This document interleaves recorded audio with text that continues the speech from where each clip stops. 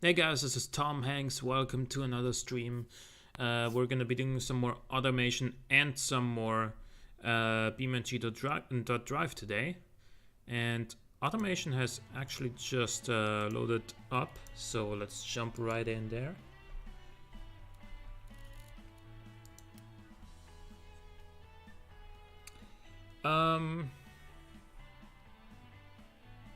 What do we start with today?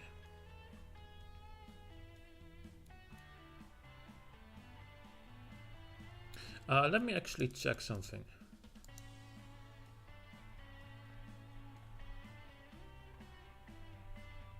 Okay, we don't have a body that would be suitable as a competitor for the original Mini, or do we? I don't think we do.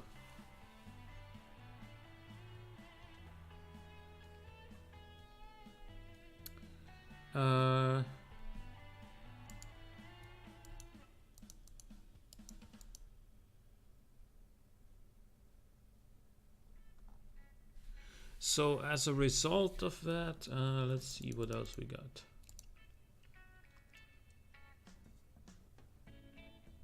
That's like a golf, isn't it? This body. Nah, I don't think I want to make a golf rival right now. I mean, maybe I do, but with this body instead. Huh.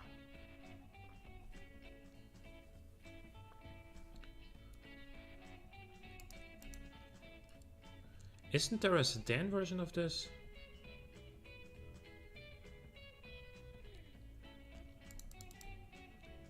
I guess that would be that, wouldn't it?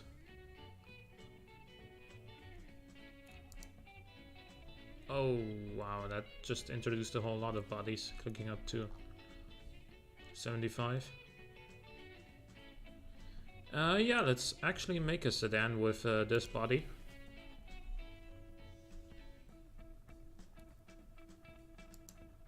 $1975, why not?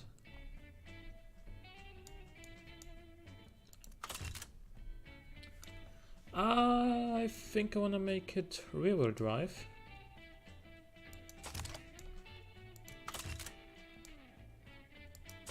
So let's go with that.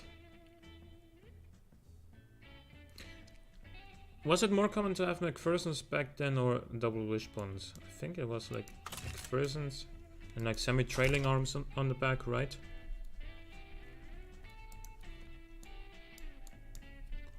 Now this would have probably an inline-4, if I had to guess. Then again, this is the larger version of the body, so it could also have an inline-6 in it. Either way, it's gonna have a single overhead cam with 2 valves per cylinder and a cast iron head. Okay, so the inline-6 is too large. Inline-5 is fine though, but 75 isn't really the sort of time where you would see inline-5s. Let's go with a 4.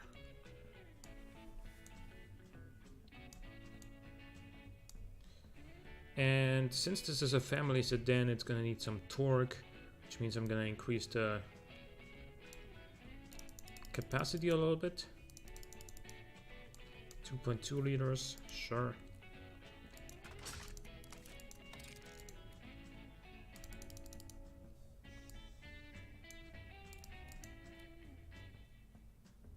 It's gonna rock the carbs. 2-barrel I think is totally fine. And then 91 octane fuel, otherwise we can't get a cat on this.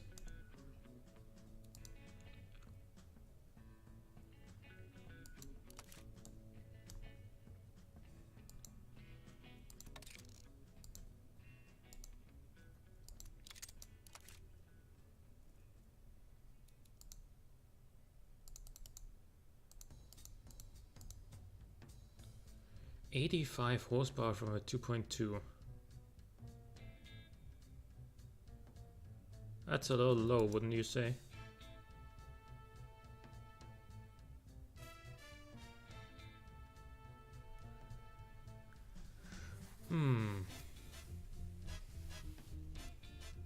We can probably get that from a smaller engine.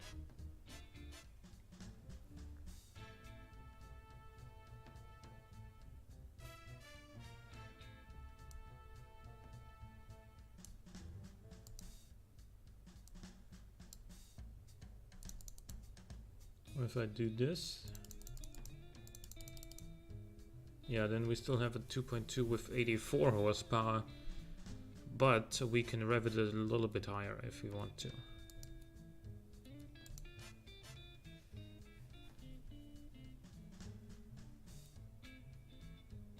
The efficiency is just terrible. Don't think I'm gonna go with injection though, because it's very expensive. It is effective, but also expensive. Yeah, no, I'm not gonna go with that.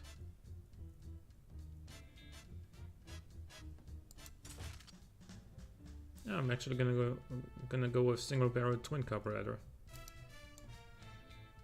Yeah, okay.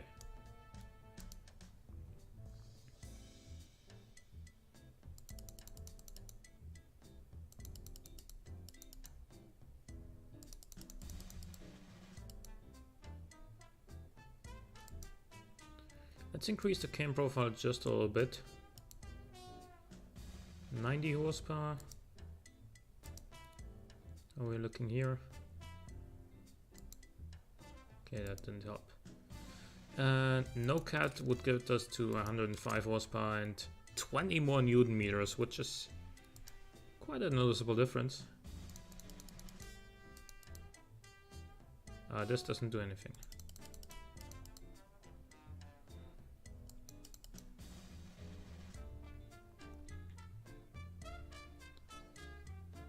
I think this should be fine.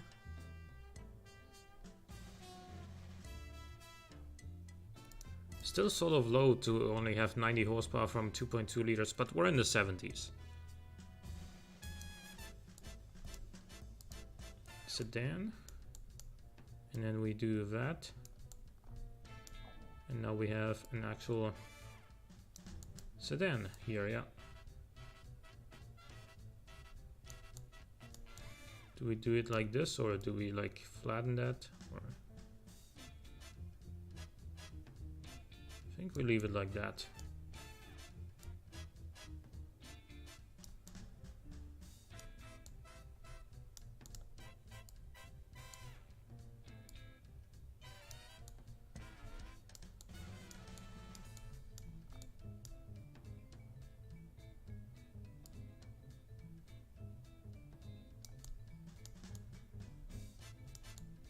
That's an interesting morph zone.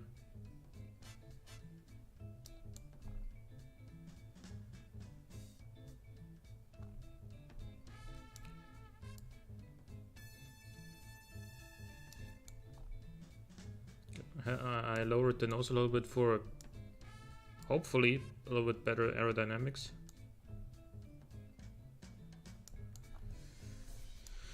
And then we see what sort of paint we want on this. Black is probably not a bad choice on this. In fact, I think it's a pretty good choice.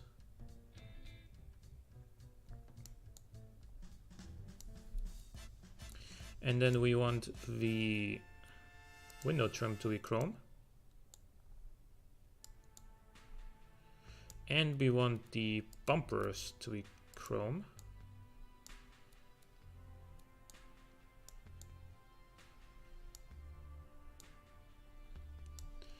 And then I believe we can go to the fixtures. So how are you looking?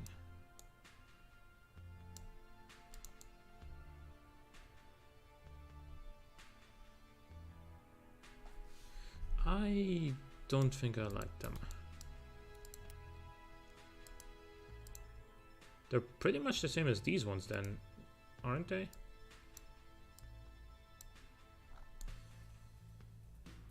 Not quite.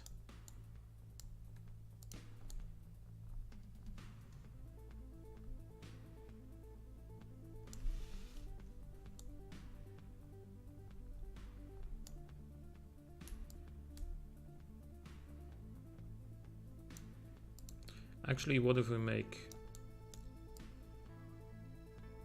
the indicator and put it right here? Make this the... and make the other one the main headlight.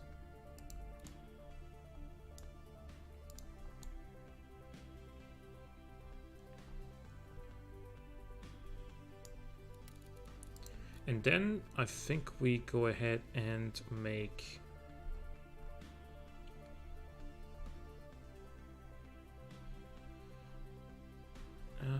what was that grill? This one maybe?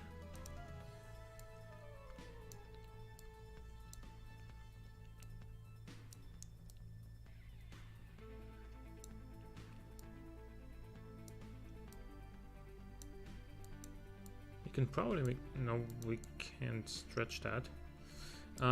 Instead,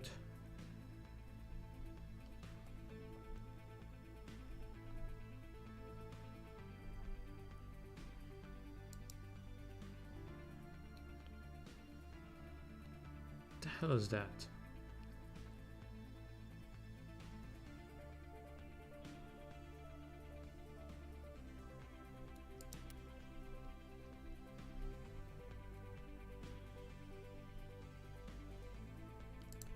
Let's use this.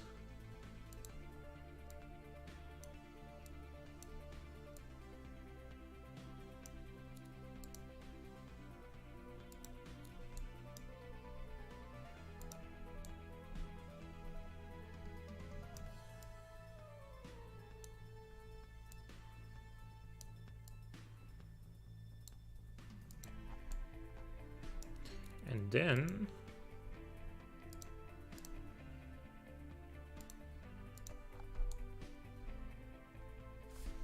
yeah, and then we go ahead and give this thing some fog lights down here.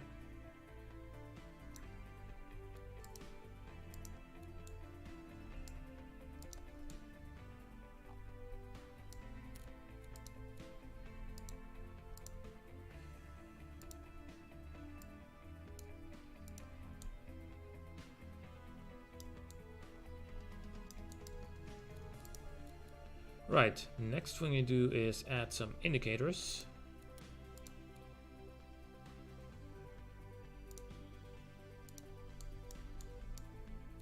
And we give this thing some nice wheels as well, so yep, like that.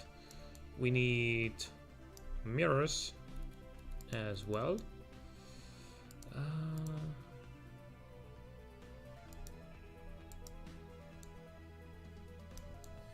No, I don't like these ones. On this car at least. I think I want these.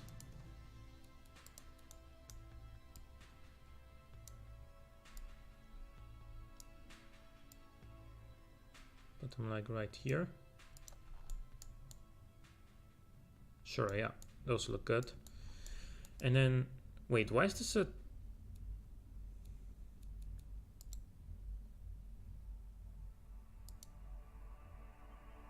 There we go.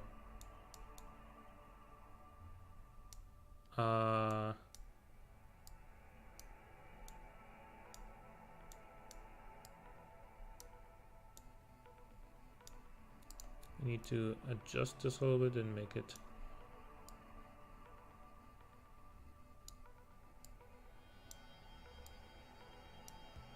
Fuck, no it doesn't... Yeah, okay. Now it's decent again.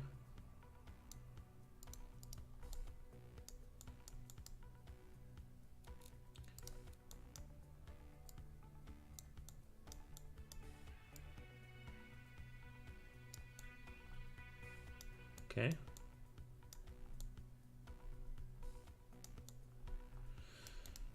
All right.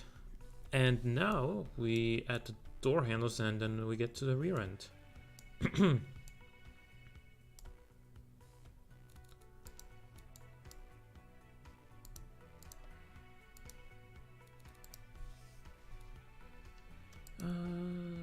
Yep. Wanna have them like this. Actually, I think I want some sort of trim here as well.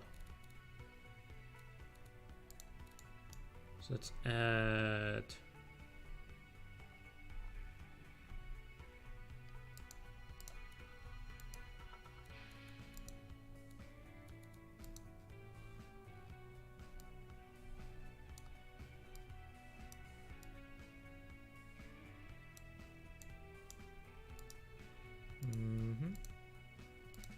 like so, maybe.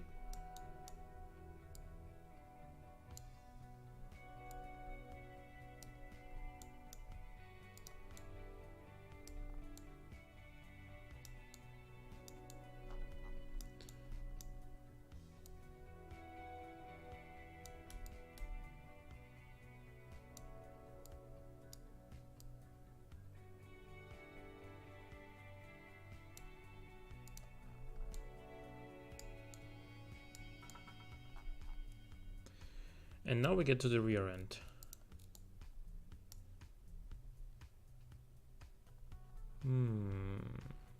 It's the 70s. So these sort of taillights would be fairly popular. Then again, you can never really go wrong with, like, where is it? Stuff like this.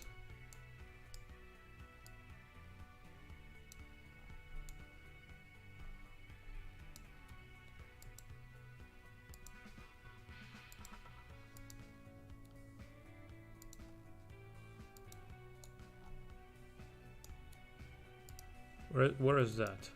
Okay, it's okay.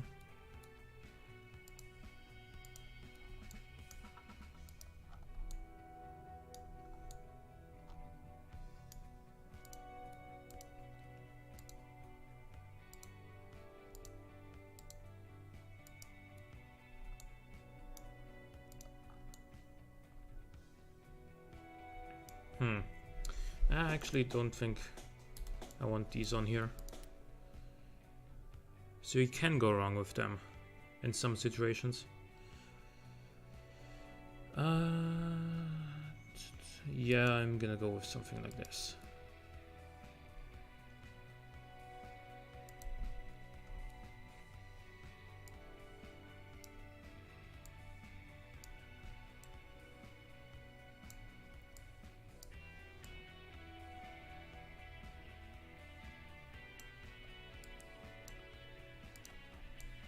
Like so, and then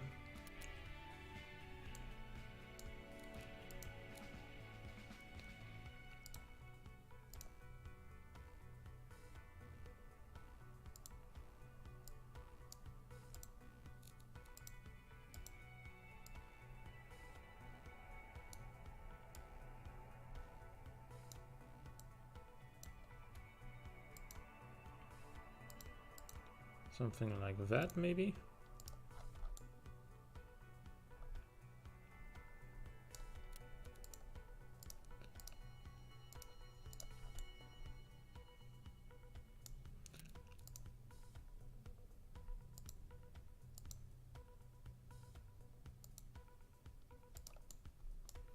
And the number plate is gonna go right here.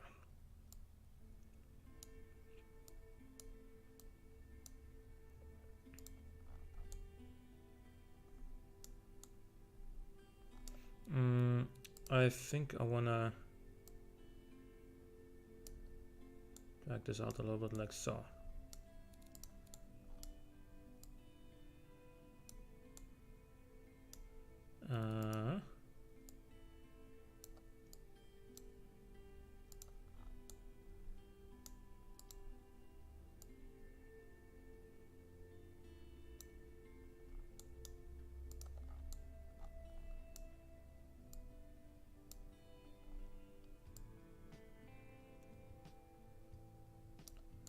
I think this is bugged.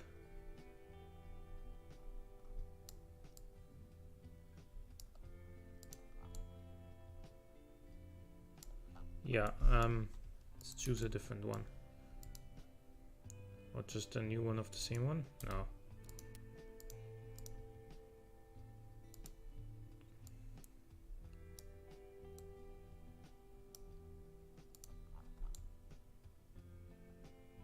just like so. Okay. And then I guess a gas cap won't hurt. Like right there. And an antenna, I guess.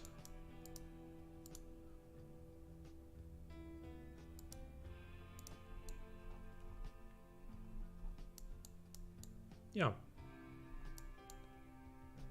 Looks fine in my opinion.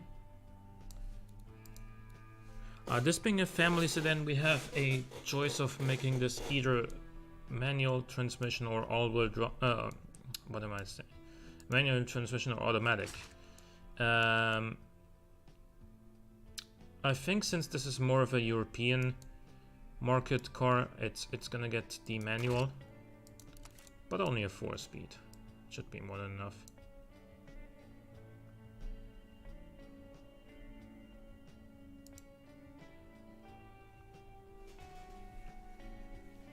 And we're gonna give it relatively short gearing,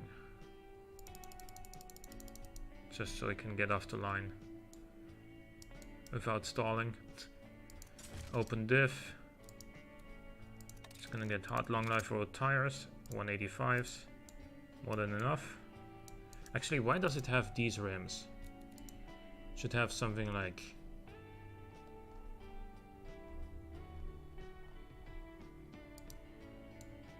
Nah. No. Maybe.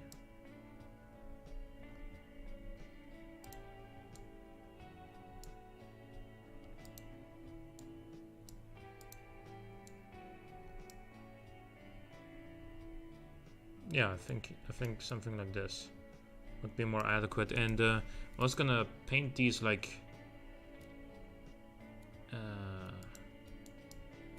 make a new paint.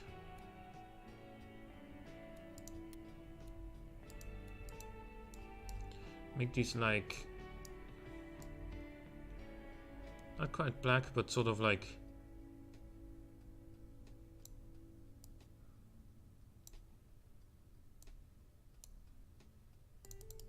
yeah, gray, like steel rims. Something like that.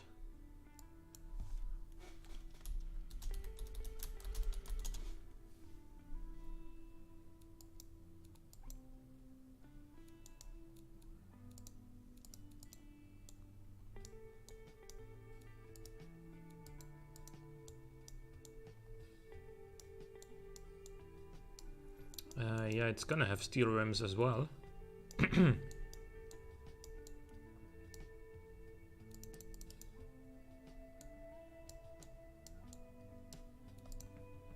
It's gonna have disc brakes though.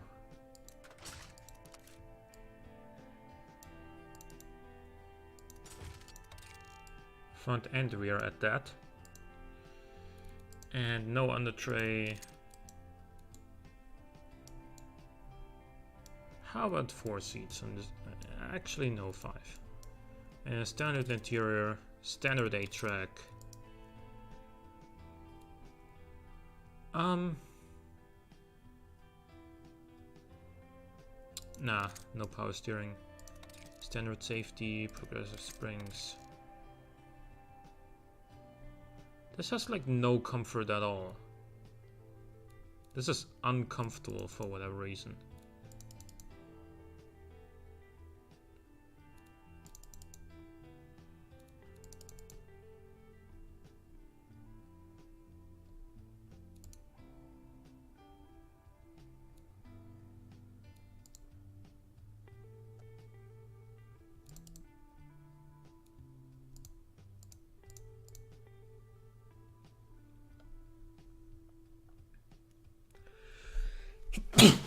Excuse me.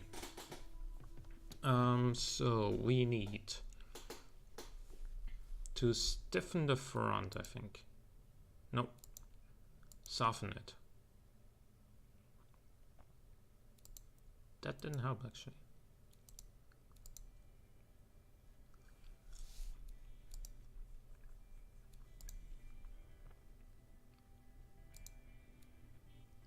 Or soften the rear a little bit.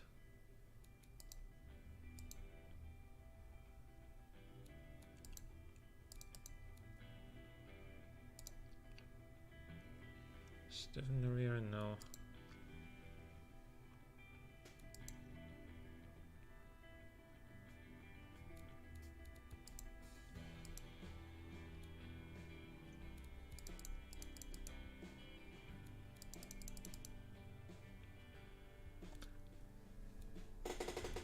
Let's check out what makes this thing so uncomfortable. Suspension and wheels. Yeah, suspension tuning.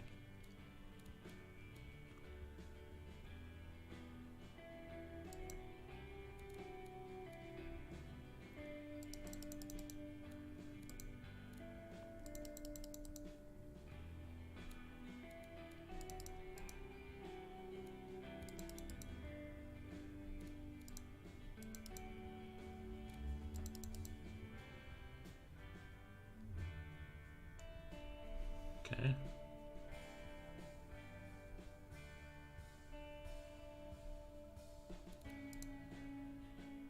Oh, okay, so we overshot it a little bit there with the estimated top speed.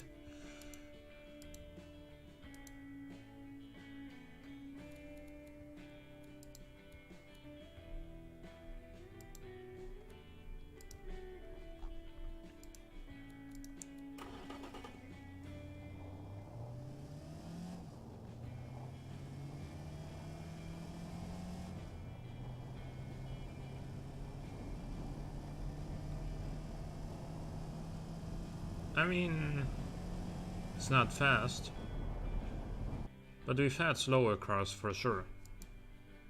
The weight distribution is just horrible though. It has such a small engine in there. Well, not such, it's a 2.2 liter.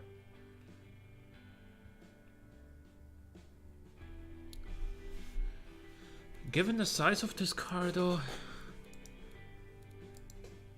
actually it only weighs 1100 kilograms, so we could go with a slightly smaller engine and a different tune.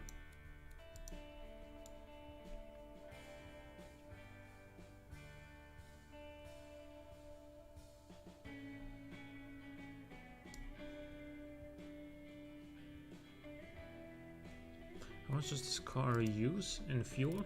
15.3 liters per 100 kilometers. Damn. Yeah, that's a lot.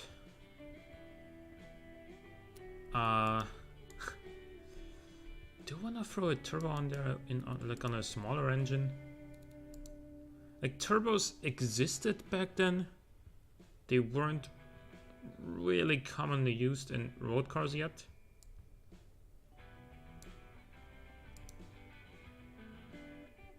But what if we go for something like this, a 1.8 liter? Maybe with nah, not with a 4-valve per cylinder setup. 75 horsepower.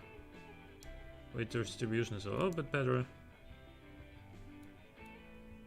Acceleration and top speed are even worse, of course. Fuel economy is not much better at all.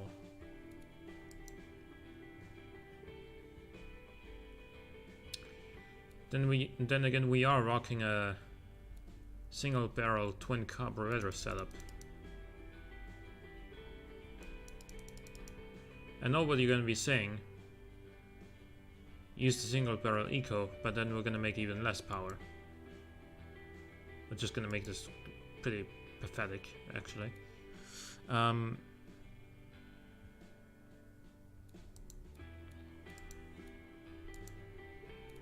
14.9 seconds now.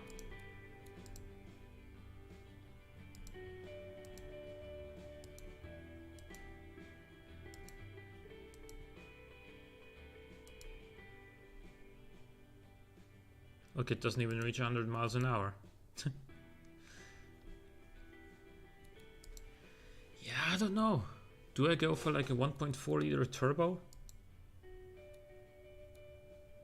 It's gonna make this pretty expensive though. How much does it cost now? Well, next to nothing, honestly. I mean, sure, you can make a car cheaper than this, obviously. But as far as family sedans go, it costs basically nothing. This is your sort of This is not a candidate to go against the 3 Series or something like that. This is more along the lines of like a, I don't know. A Honda Accord isn't even that cheap anymore these days, but it is cheaper than a 3 Series, of course. Yeah, I want to go for like a 1.4 liter turbo or something like that.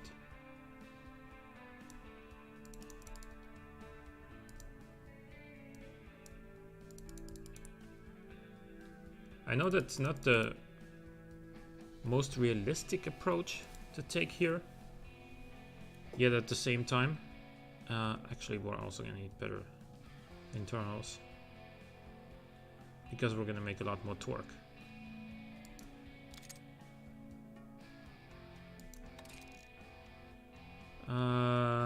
The crank should be fine, I think. Gonna make like no compression whatsoever, and this is gonna have to go down. And then we're gonna go with a turbocharger.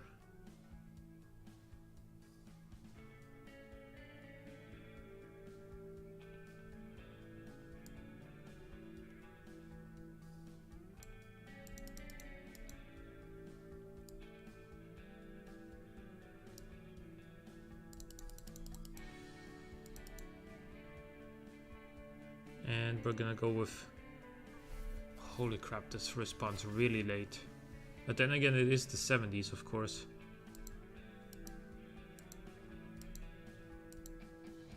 Lower the intercooler size.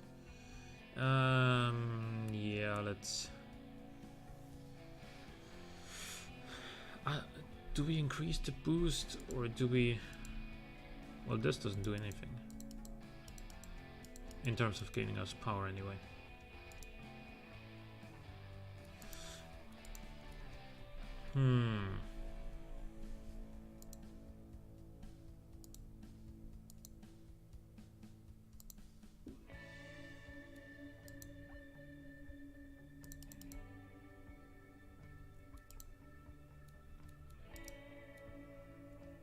We're at a single barrel twin carburetor.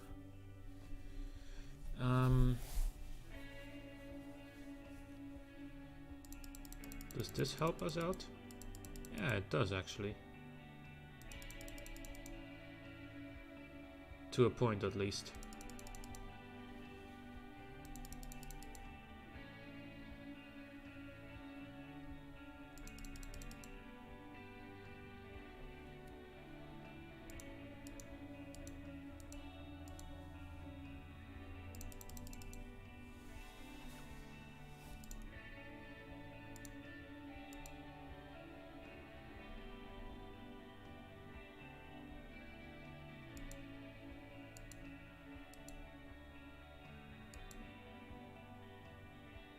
$80 horsepower, 81.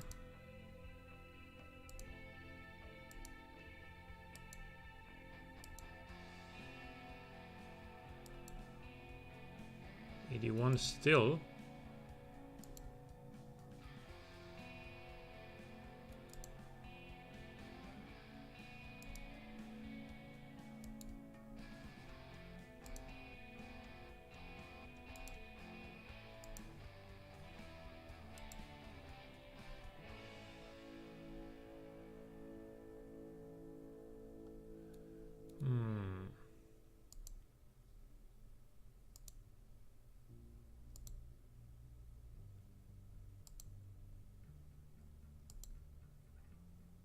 $80, okay. Now we're gonna go back to 5500 RPM maybe. Let's see what that did to our fuel economy as well. If that helped at all.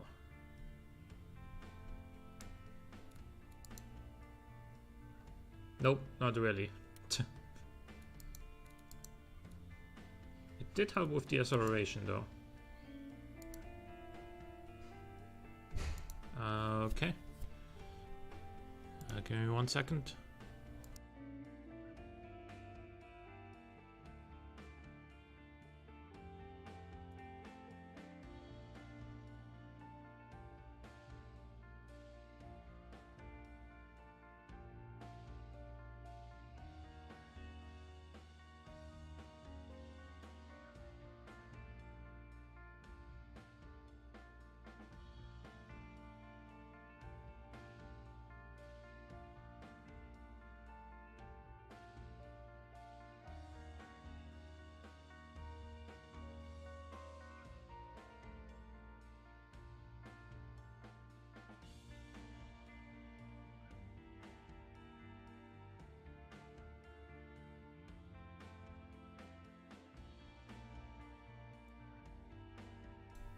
All right.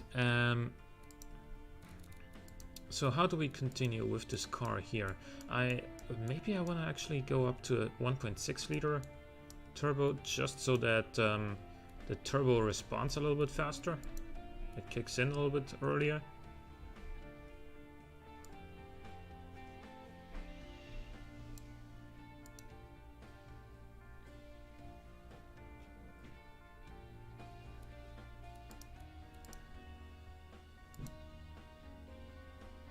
$85 horsepower, let's see.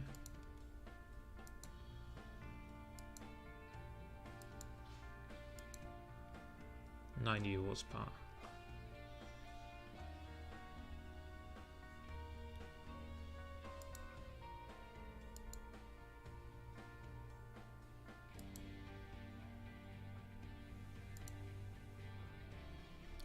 Try that.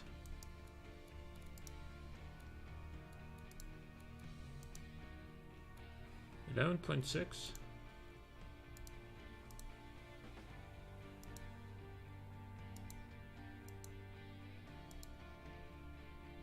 $11.7 now, but how about the fuel economy? 14.3 still. That's pretty bad.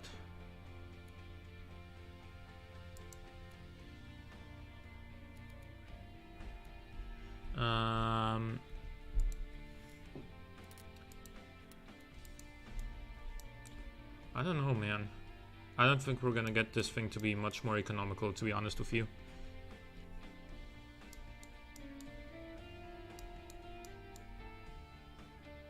But that's quite a lot of fuel to be using.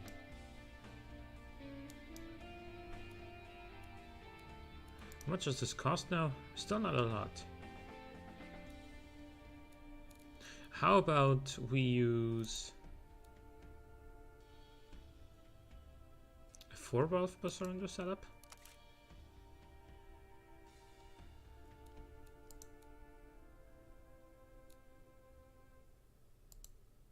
I didn't want to do that originally because it's more expensive, but we don't really seem to have the issue of being too expensive at the moment.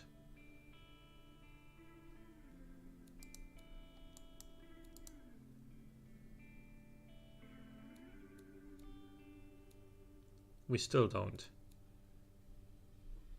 Fuel economy got a little bit better. Acceleration is at 11.6.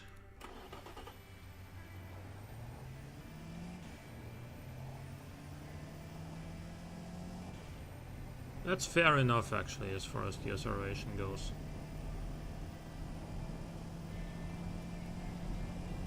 It's not awful. Well, in 4th gear it is, but before that it's not too bad.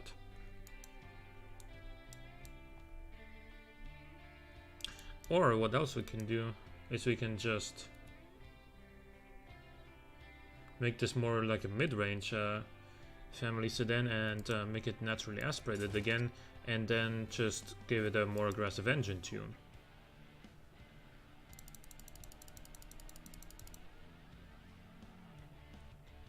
Sort of like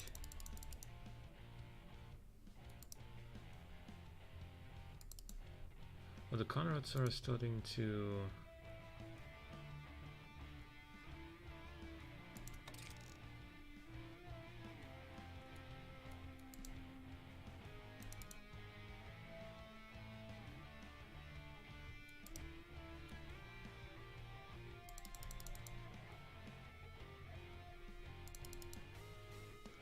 the pistons are starting to go as well.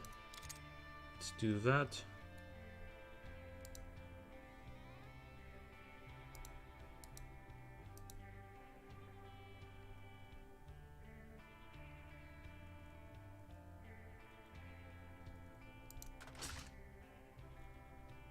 It's actually worse, apparently.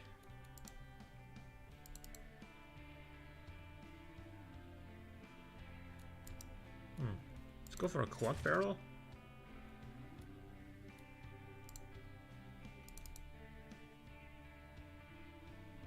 $83, $84 horsepower.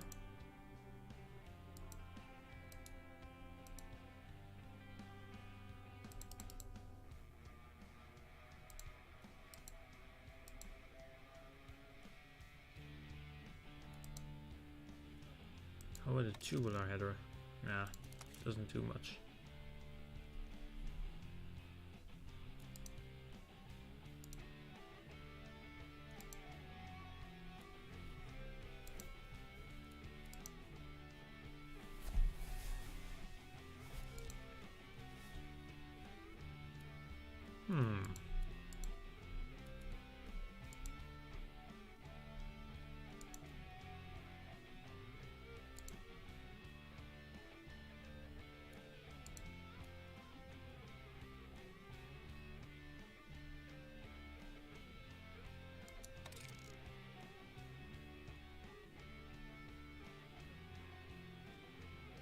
That's actually not more expensive.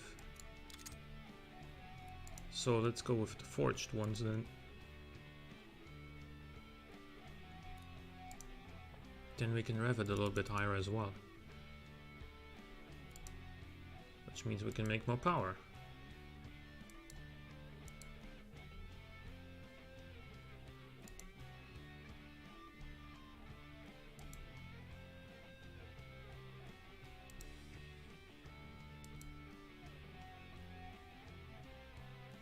Remember, this is the sort of power we got from the 2.2 liter originally, the naturally aspirated one.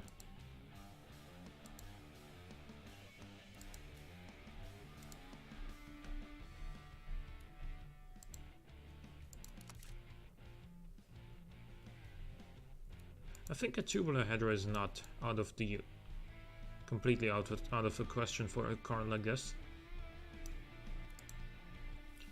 Okay. I think I like this enough now.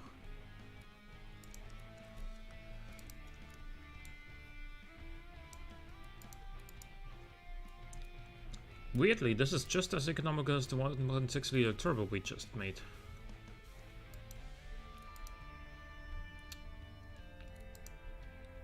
The gearing needs to be adjusted.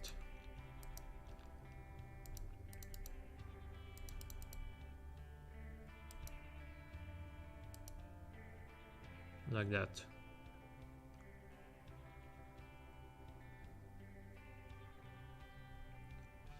Now that's deceleration in 12.3 seconds, which I believe is fine.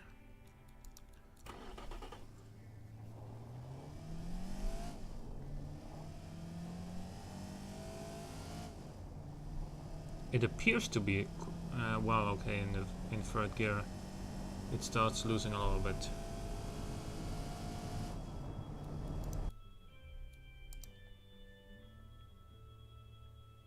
We can make this. Nah, I don't want to make the tune even more aggressive than that. I think it's fine as is. 90 horsepower, fair enough.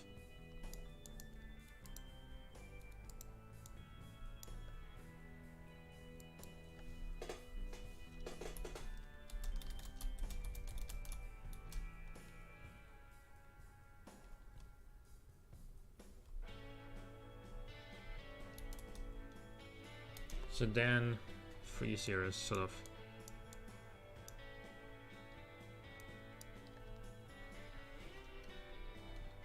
.6. That's a fairly pokey 1.6 for 1975.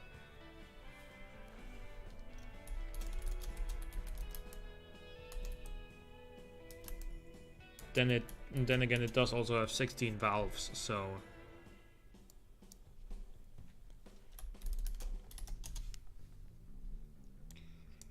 Okay.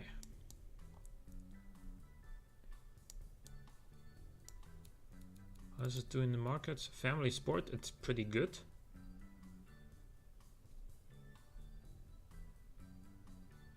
Not that good in Family Sport Premium.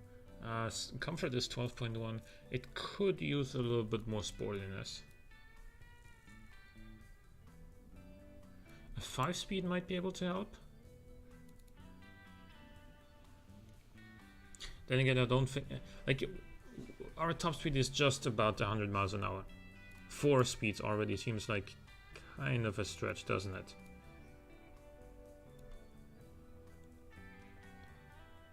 If this is let's look at steels. Let's check out the brakes. We do need more rear brakes, I think. No, we don't.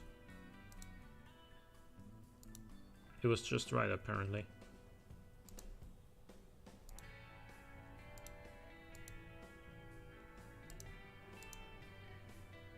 Wow, okay, we got it pretty much perfect.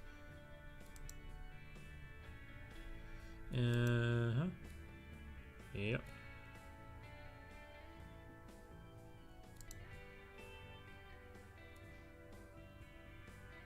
Still don't really know what to do with the tune here, because yeah, we can sharpen the springs and we can stiffen the springs and dampers again, but we are gonna suffer in terms of comfort.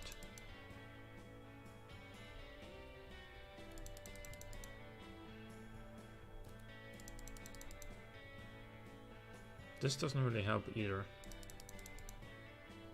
Yeah, no. Okay, so I guess this is just how it's gonna be.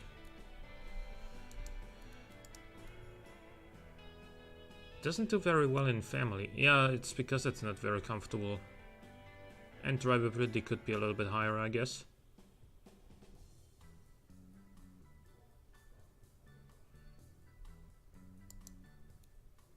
It does use a lot of fuel though.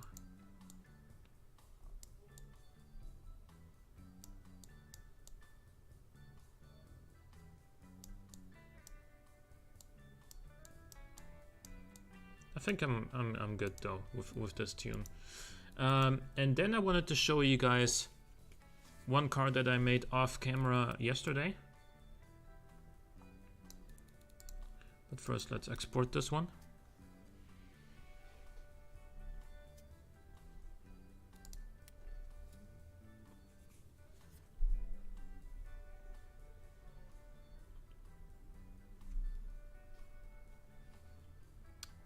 Okay.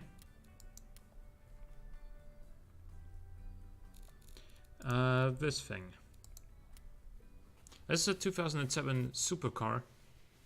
Mid-engine and all-wheel drive, just like the Lamborghini Murcielago. And it is, of course, designed to be fast.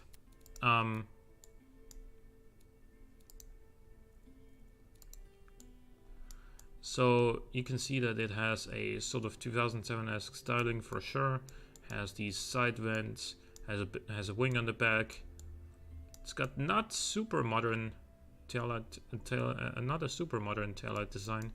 The lip is sort of bugging out slightly sometimes. Didn't want to move that.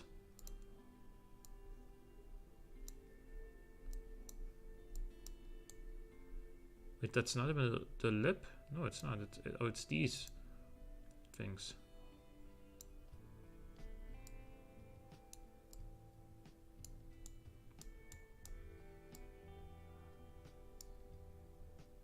Okay, there we go. But yeah, it has all-wheel drive. It's got a 6-speed sequential gearbox, just like the Ferrari Enzo, which I guess was no longer being made in 2007. But then again, the Murcielago also had a 6-speed sequential, so there is that. Optional at least. But under the bonnet of this thing is a 7.2 liter naturally aspirated inline, not inline, V12, and it has 875 horsepower, revs to 8300 RPM, makes a ton of power.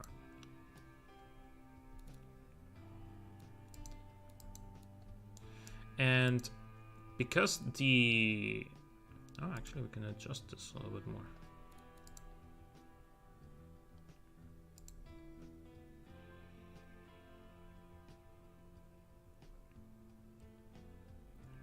Let's see. Yeah, look at that wheel spin though.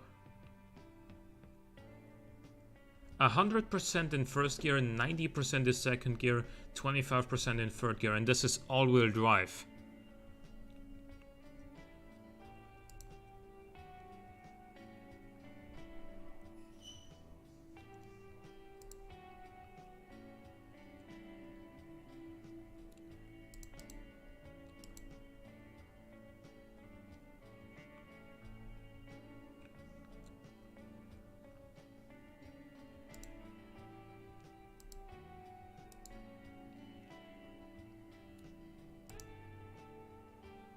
So it should go 360 kilometers an hour now.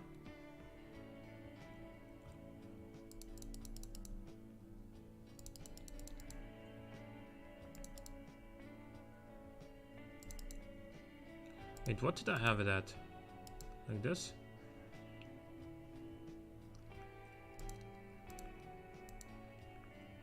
There we go. 360 kilometers an hour, okay.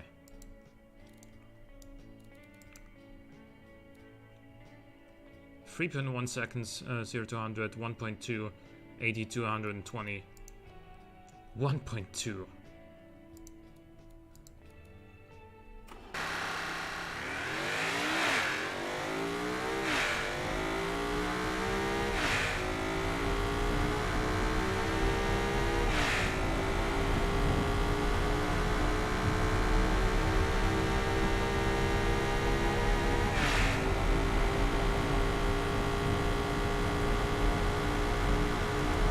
Yeah, man, this thing is really freaking fast. I mean, who would have thought, right? 875 horsepower. Surprise, surprise, it's fast. But this thing is even faster in Beam than it is in automation in a straight line. Gonna export this again because I made some minor changes. Actually, wait. Is the front grille bugged here? Seems to be, right?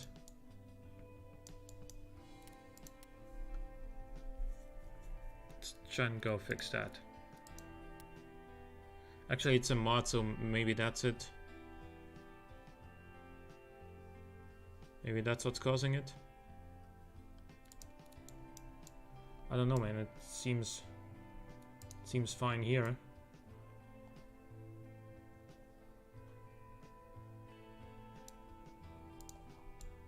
Now I think it should be slightly further down than it used to be, so maybe that's what does it. Looks fine.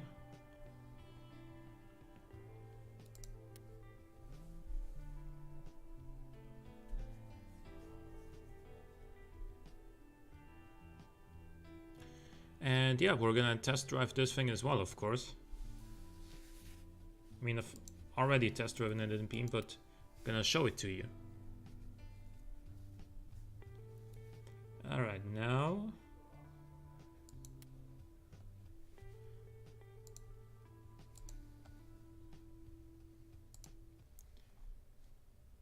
alright, BeamNG.drive. Please, Steam. Don't freeze.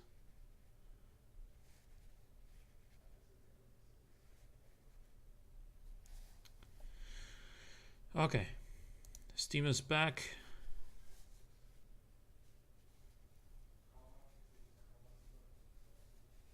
And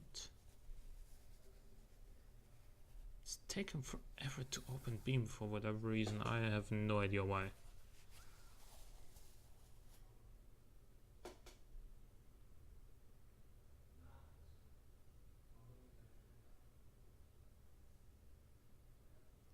Come on now. Ugh. Okay, there it is. Launch game. Now it pulls my Google Chrome onto the wrong monitor again, because it's BeamNG and that's what it does. Then I have to full screen it again. Now we can switch over. There we go, and it's gonna take a few seconds for OBS to detect it, and now we should be good. Okay.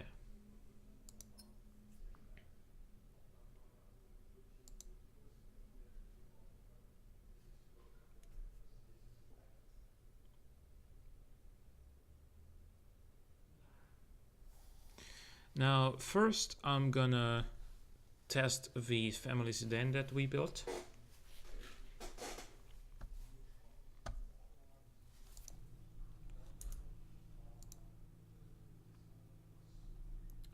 Which is gonna be right here.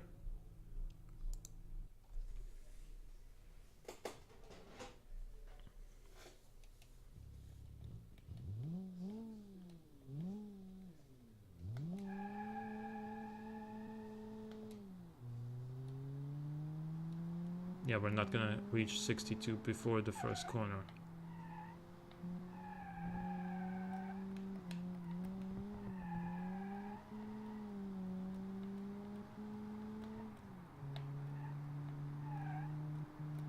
It does actually feel fairly nimble. It is light after all, it only weighs like just over 1,000 kilograms. And considering that the 90 horsepower engine is actually not super underpowered at all. For like your average family saloon car in 1975, this is perfectly fine.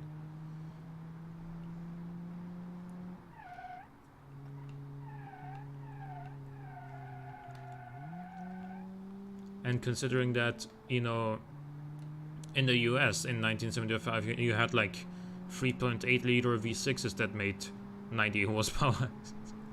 Like this 1.6 liter inline 4.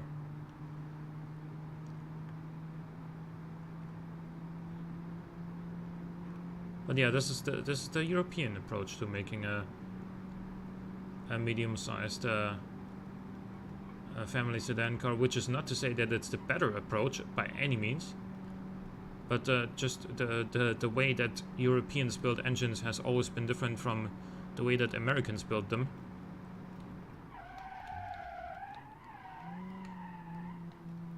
Yeah, the lack of ABS means that under braking you're not supposed to also steer, otherwise the car is gonna get sideways.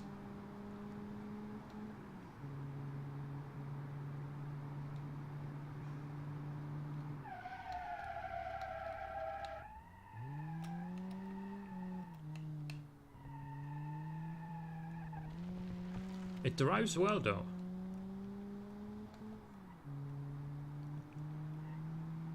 Yeah, this certainly drives well. Like, this is the sort of car that if you're making your driver's license in like 1981, this is the sort of car you'd like to this is the sort of car you'd want to be doing your driving lessons in, because it's very easy to drive, but also for its time it's reasonably quick too. Like it's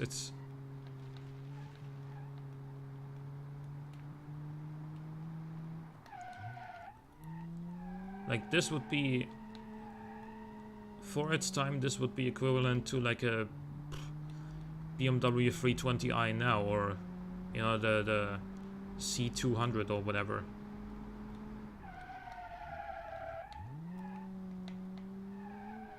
Not the fastest sedan by any means, but no one would really complain getting to do their driver getting to do their driver lessons in one.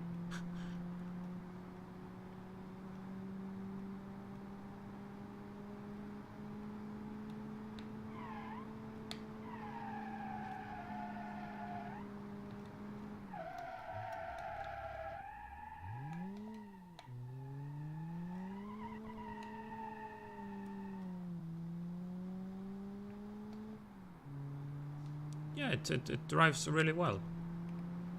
It's predictable, which I had always felt that the Beam original cars weren't. This one feels very predictable and easy. And slow, of course, but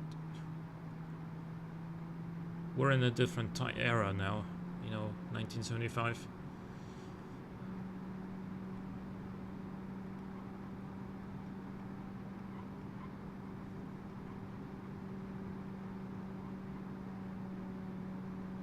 It did that corner flat out though. And now I think we're just gonna complete this one.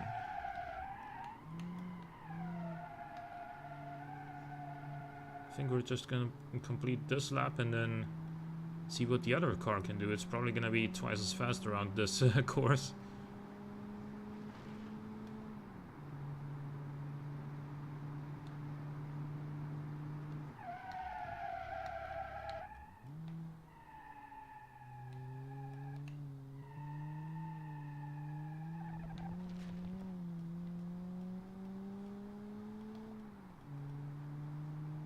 This might be pretty good at the handling circuit as well, because it's sort of light, doesn't make a ton of power, but it feels nimble. This would be a great competitor to like the E30 or something like that. Has a similar suspension setup as well, but we already made a competitor to the E30.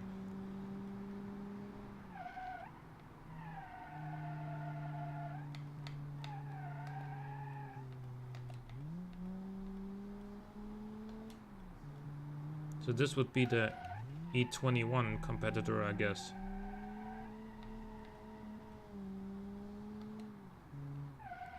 Okay, let's stop here. And let's get into the other car.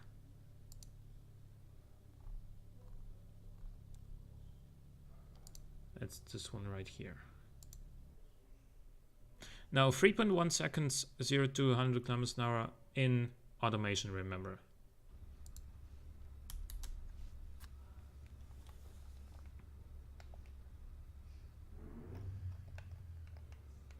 I'm just gonna set this thing up straight. Oh, by the way, this is missing door mirrors, because I'm an idiot.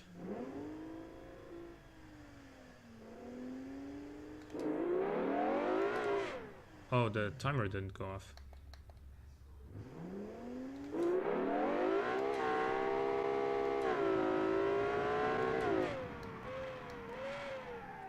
Yeah.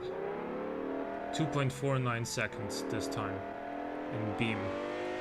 0 to 100 kilometers an hour.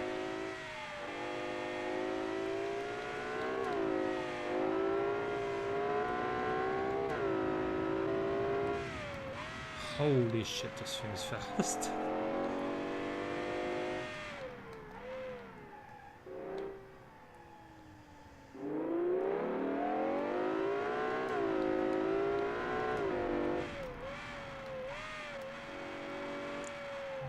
The tail dancing around there was just due to power, not due to a lack of downforce or anything.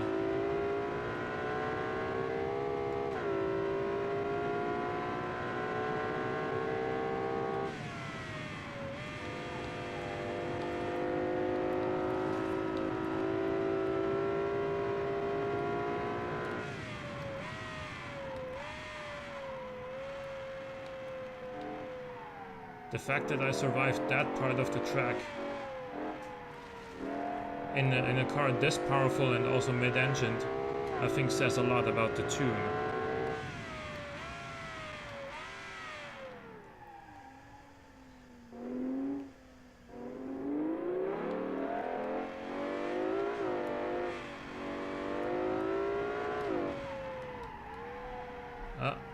Tapped the wall there.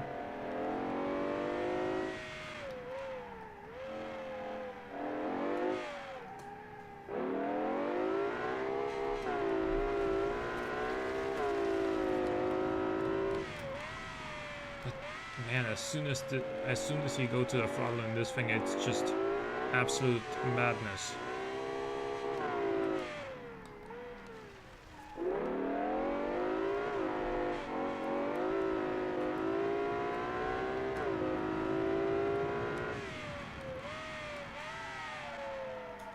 It could use better brakes, but unfortunately, hey, N assist, how's it going?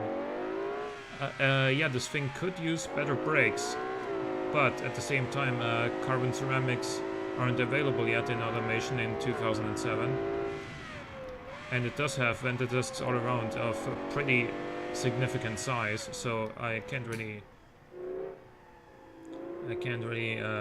you know, improve the braking that much more at this point. It has a lot of downforce too, helping with the brakes.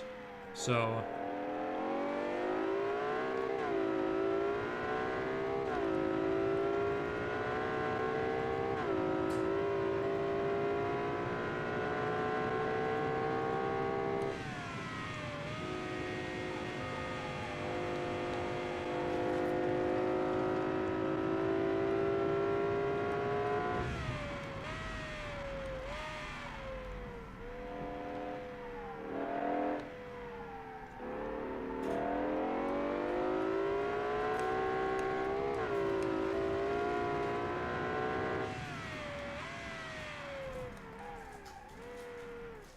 Haritanin is me. Ne. I don't know. Sorry, I don't speak your language.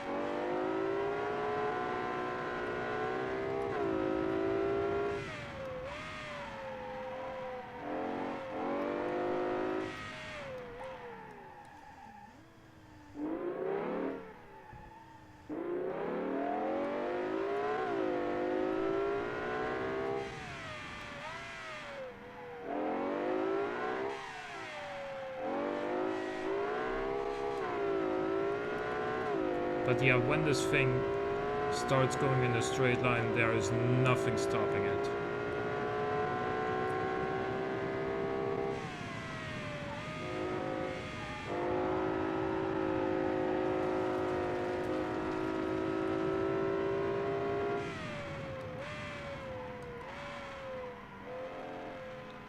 This is the fastest car I've ever driven in Beam by a long shot.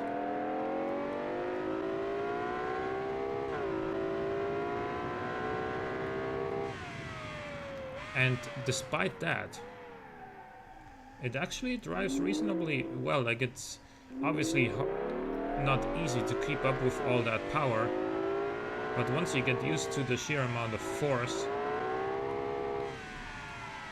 and the fact that you have to brake a little bit earlier because you're going so fast, once you get used to that, it's actually pretty damn drivable.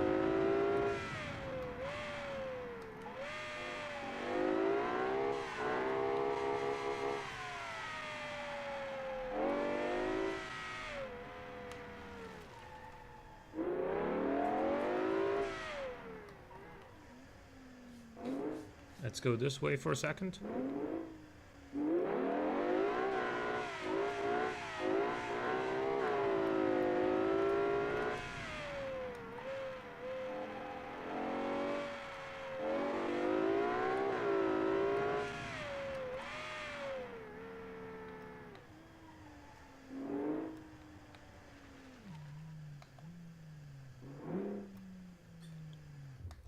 Let's try this again.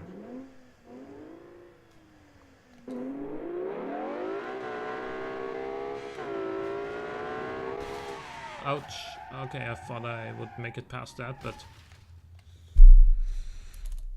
not this time.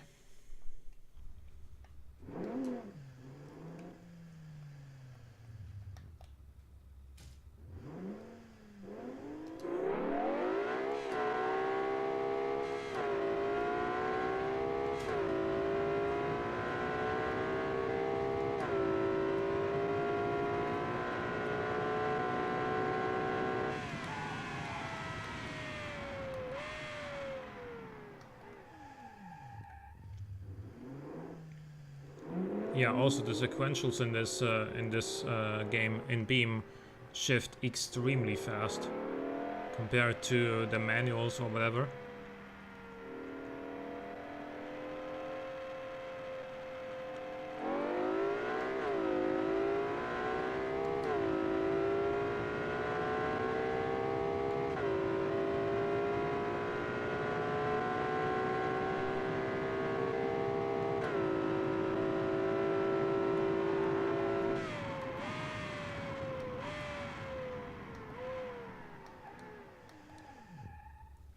I want to demonstrate something else.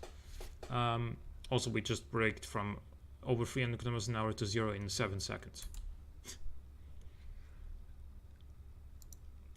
So the fastest car of the room before this, right, was the car that I entered into Cone Dodger's Viper concept challenge. And that car is fast, of course.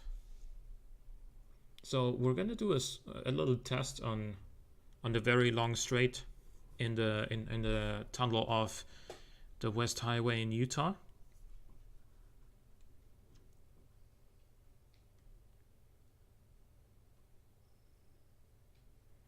First we're gonna drive the Viper, and after that we're gonna drive the car we just drove.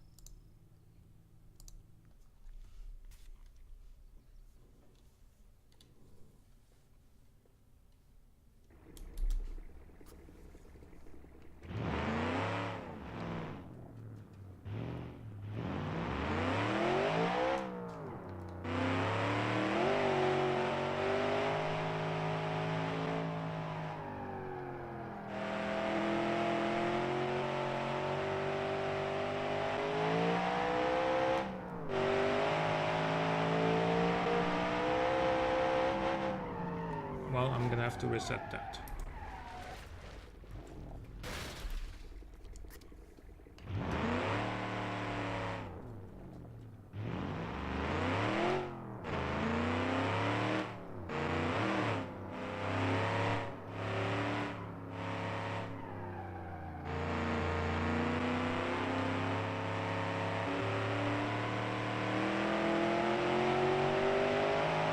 Okay, this time we were going straight.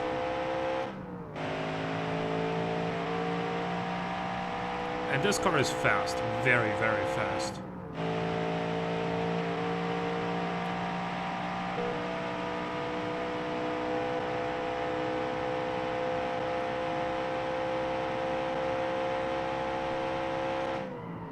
So that was 191. Are we gonna make it through this corner alive? Yeah, we are. I don't think I could have gone much faster there. So 191, right?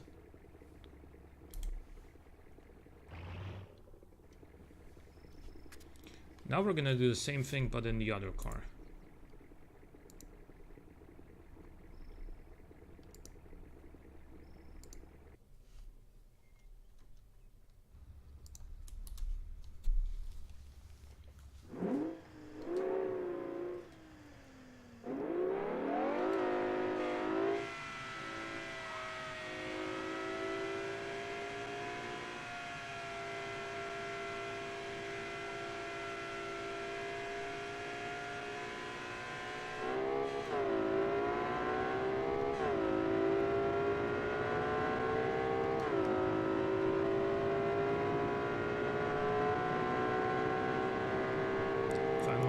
Straight, sort of.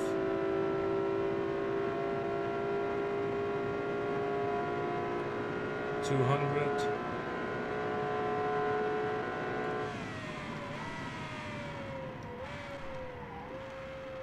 $206.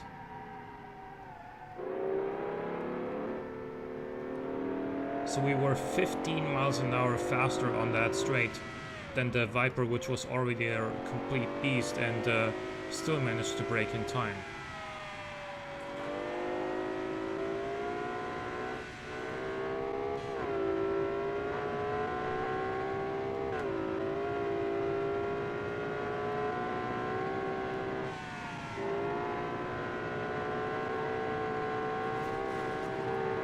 Oh, now we're dead though.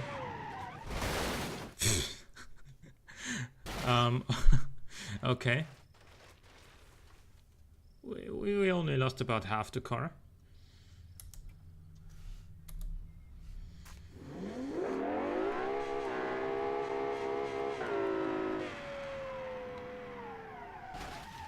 Yeah, okay, no. But yeah, this thing is completely nuts. The way this thing accelerates is unmatched by pretty much anything else you can possibly, you know, build in automation and then also put on the road in BeamNG. I don't think you're gonna get much faster than this car from 0 to 100, at least 0 to, well, after that, sure, if you add 1,000,000 horsepower, it's gonna be even faster on the top end. But off the line, there's not gonna be that much that is gonna compete with this. 2.39 seconds 0 to 100 this time. God damn.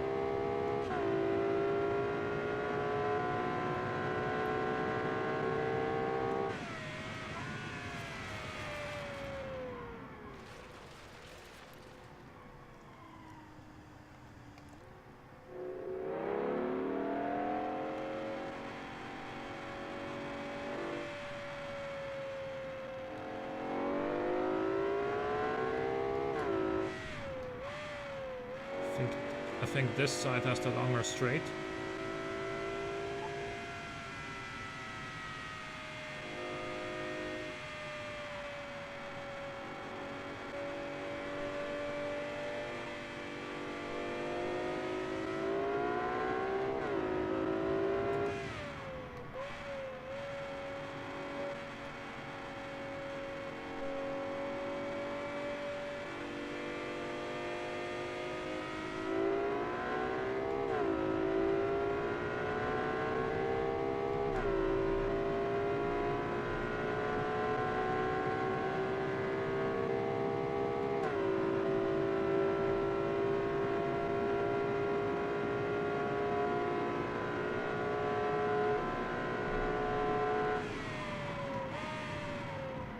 Okay, we could have gone faster there.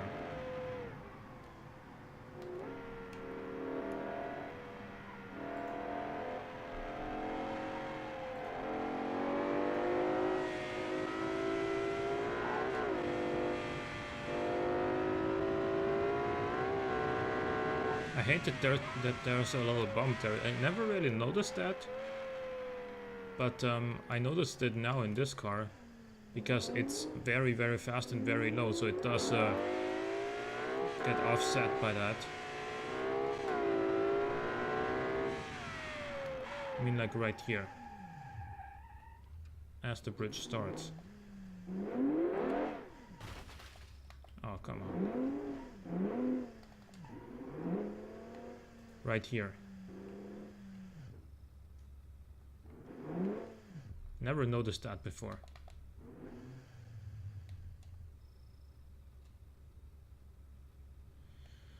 But yeah,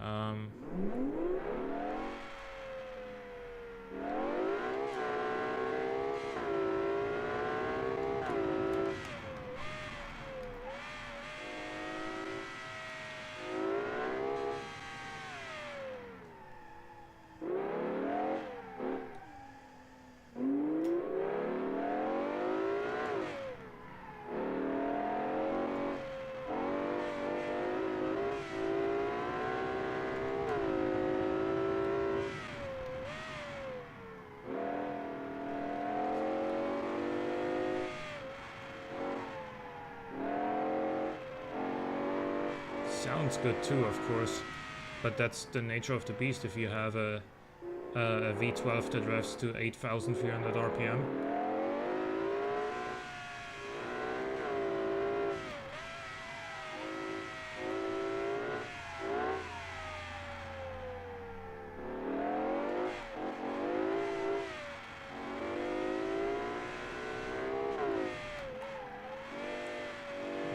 Okay.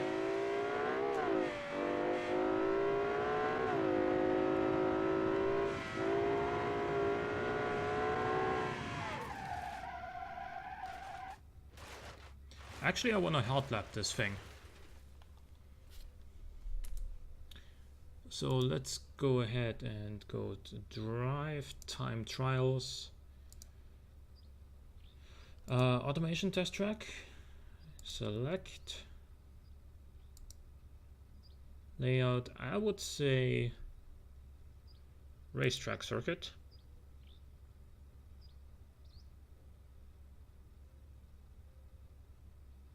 Yep. Okay. And this car, yeah. No rolling start, 2 laps. Yeah, let's go.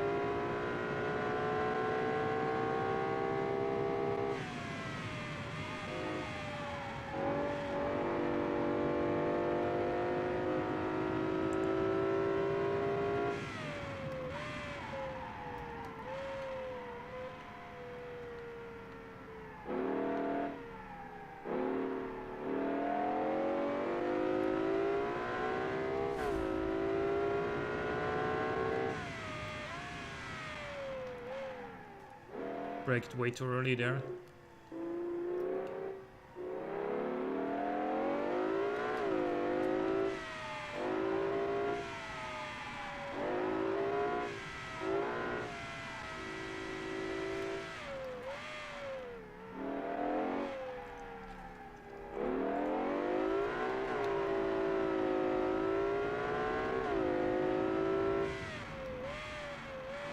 Again, way too early there.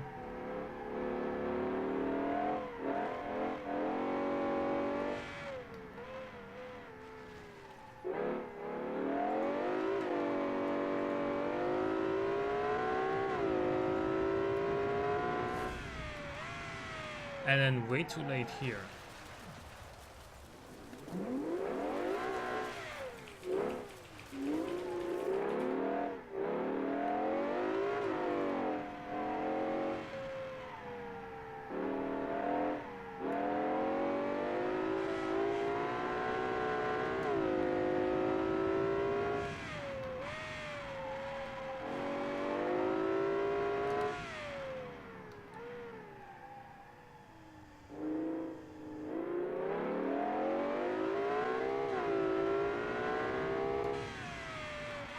$110 mph on this little straightaway there.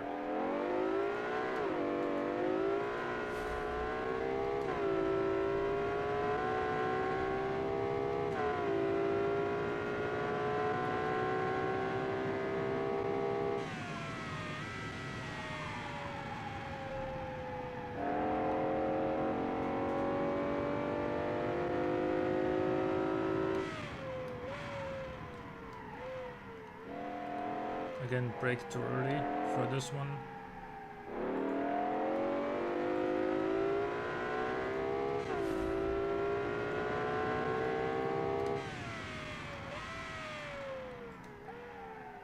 And then too late for that one. Like, this is the sort of thing where last lap I stayed on the throttle for like half a second less, and as a result braked half a second less. Or at least that's what it felt like. Oh, or half a second earlier, I should say. And as a result, it felt like way too early. Now, accelerating for just a tiny bit longer, since this car is so fast, it's gonna make a huge difference.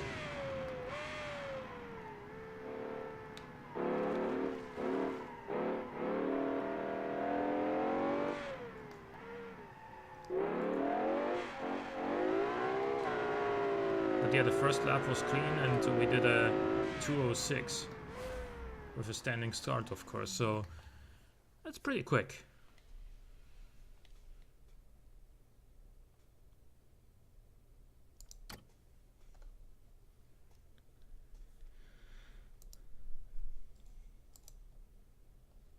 Let's go somewhere else though. Let's go to this track actually, I haven't been here in a while.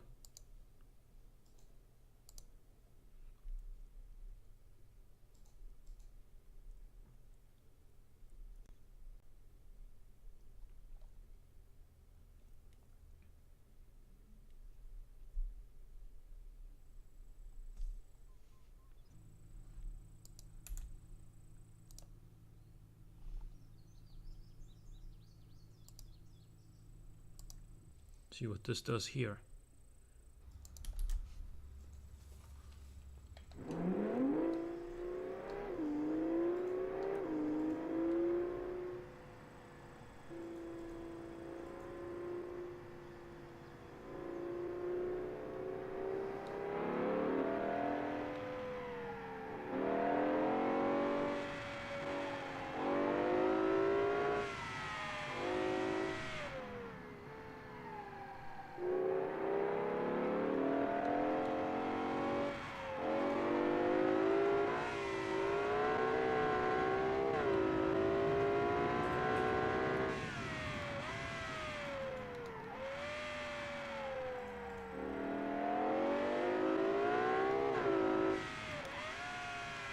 Okay.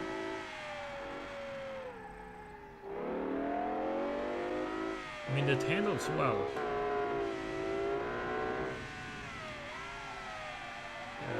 This corner tightens.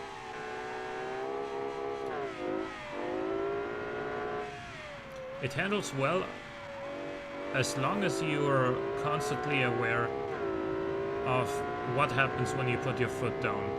Because, whoa, that was actually a massive jump there. We were going like 140 miles an hour already at that point.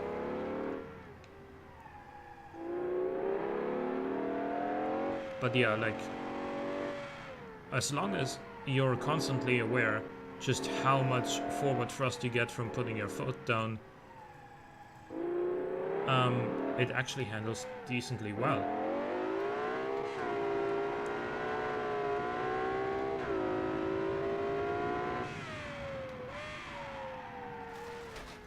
Yeah, there I braked way too late.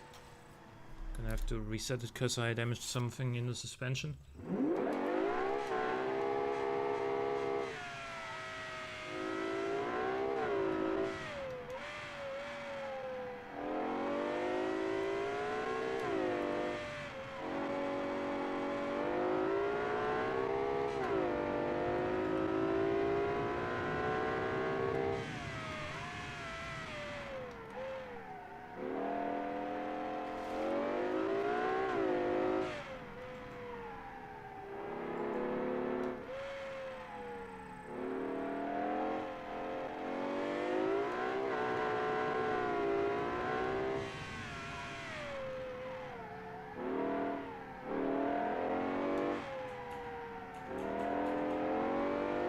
That time it didn't want to drift there, but should be okay still.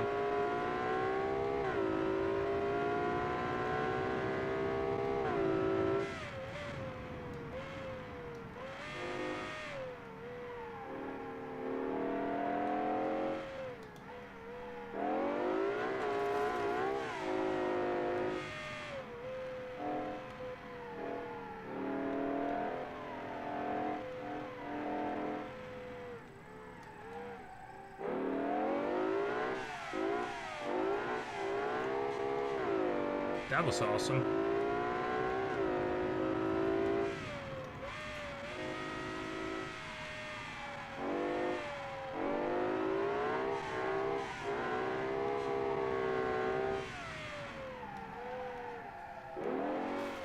Yeah, there I was way too late on the brakes.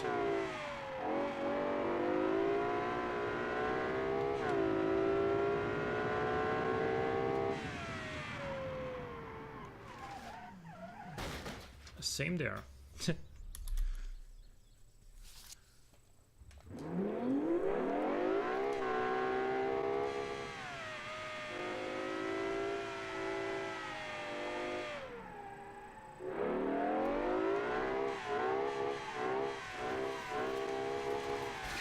Shit, I thought I had it there.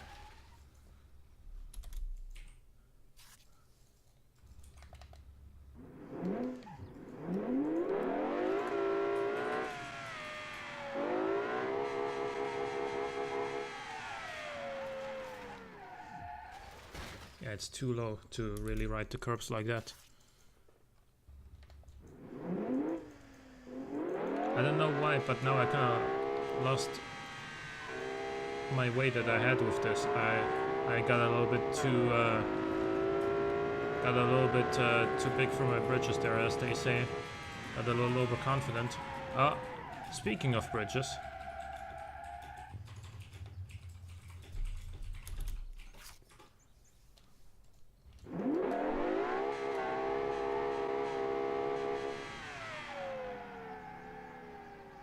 But yeah, the power feels so good on this car. You know what? They should make like a quarter mile course in Beam.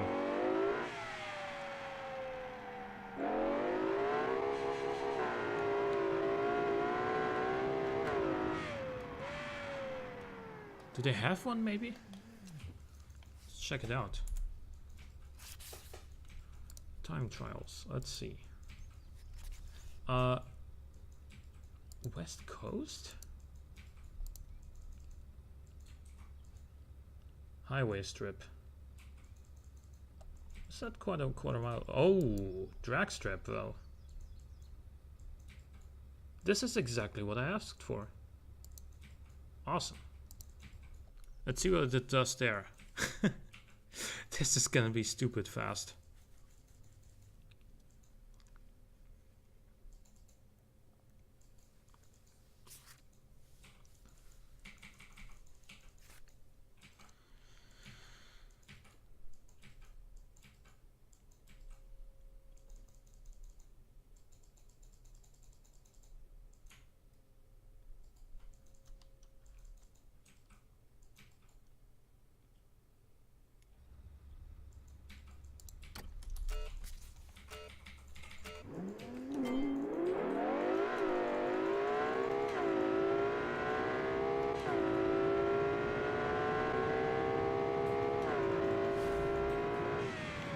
.5 seconds.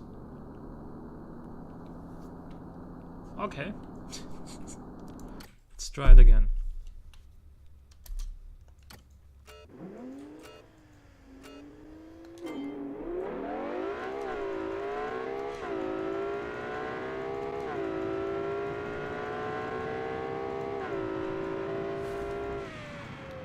.518. A little bit faster than last time. But holy shit. Wait, what speed were we going?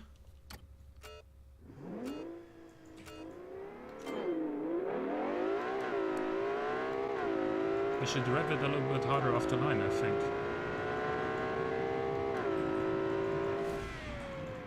9.532. So yeah, we did go like 150 miles an hour at the end.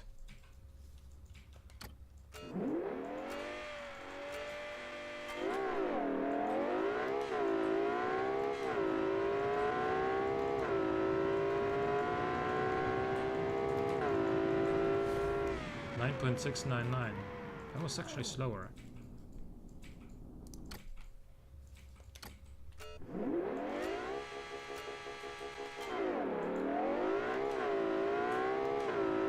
I think it hooks up too well if you rev it that hard off the line. Actually, no, that was faster. 9.4.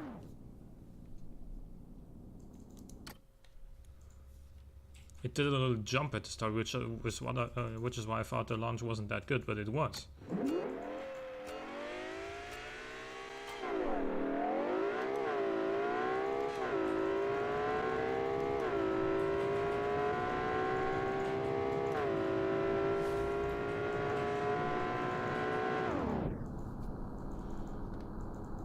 Change configuration. I'm gonna select 1 mile. Yeah. We can probably get to 200 miles an hour there. If there's any car that's gonna do it, it's this one.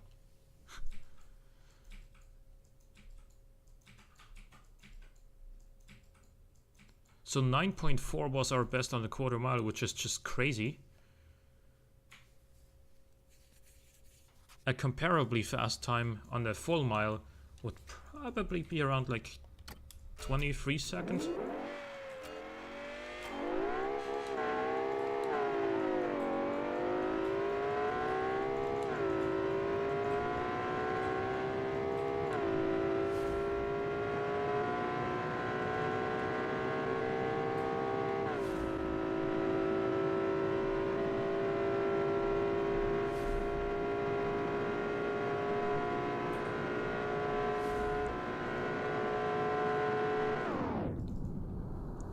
.2 miles an hour. Okay, 24.3. That's still very, very fast.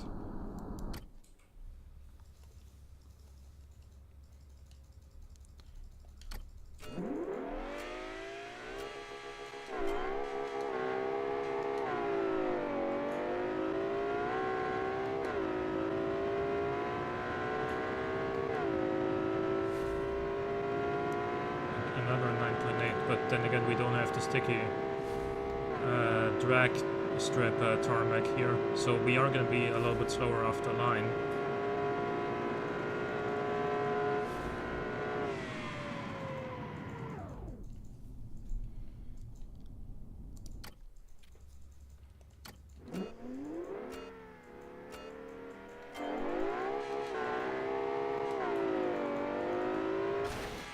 Shit.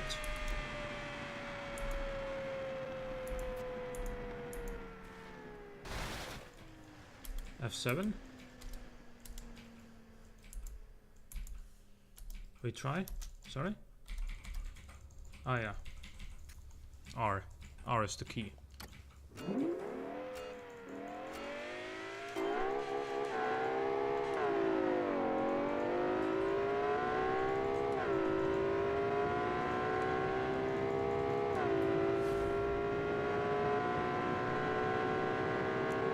So this would be the half mile then, I guess.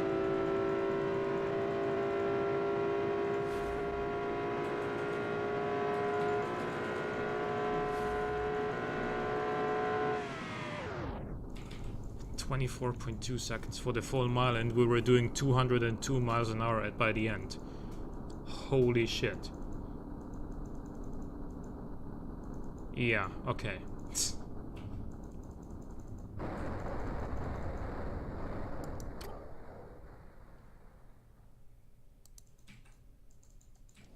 Alright, I guess that's gonna probably do it for today. Hope you guys enjoyed, and I hope to see you guys again next Saturday at 4 p.m. GMT. That's when I'm gonna be streaming again. Actually, I might also stream on Friday, but I'm not decided on that one yet. So yeah, follow me on Twitter, subscribe to me on YouTube so that you'll be updated on my streaming schedule. And yeah, thanks for hanging out. See you next time. Bye bye.